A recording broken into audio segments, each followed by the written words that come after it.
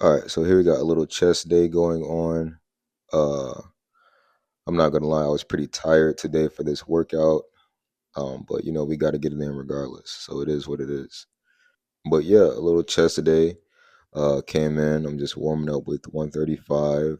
I don't usually my warm up my first set. I probably hit about 20 reps or so. I usually just kind of go until I feel a good amount of blood getting into the chest.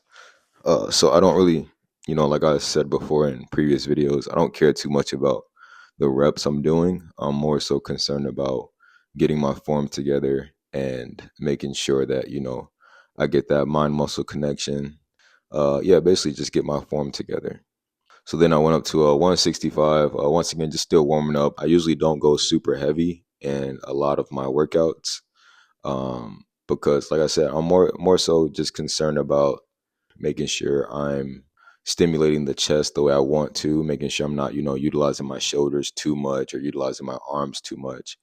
I want to make sure I'm, squeezing my chest the way that I need to and getting my form together and making sure that the reps are quality reps. So I've never been too concerned about how much weight I'm lifting. For a lot of my flat bench, I usually don't even go much higher than, 185. Sometimes I might go to 205 or I might go to 225, but that isn't very often because usually either 185 or 205 is enough to for me to still feel a lot of stimulation and a lot of stress with good form.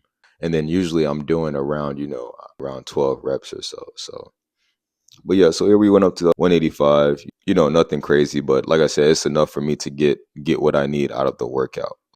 So one thing that I like to think about when it comes to chest is keeping the center of the bar aligned with the center of my chest. This will cause you to have to control the weight on your way down and on your way up. And it really does help keep a lot of tension on your chest. Also, when you're coming down, you're bringing the bar to the bottom of your chest, right? And then when you press back up and get back to the top motion, it should be in line with like the your upper chest for the most part, your upper chest. So when you're coming down, you'll probably have to bring your elbows in a little bit, and that will allow you to get that full stretch of your chest and then a good squeeze to get it back up to the top.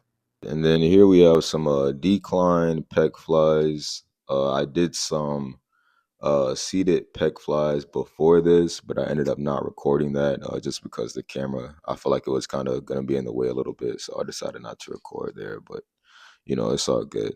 You can see I'm adjusting my positioning a little bit and kind of making adjustments as I go. That's something I like to do. I like to kind of just make adjustments to my positioning as I'm doing the set to see, if there are little tweaks or details that I can change that make me feel the exercise more. So yeah, you'll see that often. Sometimes I'll just be making, subtle changes here and there to see if I can feel the exercise more. Um but yeah, all in all, it felt good. Just kind of having the cables fairly high and then just basically bringing it down to the bottom center of my chest. Especially with cable flies, I think the setup is really important because you want to set it up to where you're already kind of feeling a stretch from the starting position when you have the cables, so that you already feel that stretch, and all you have to do is basically squeeze to get from the starting position to the ending position. Then we went over to some incline flies.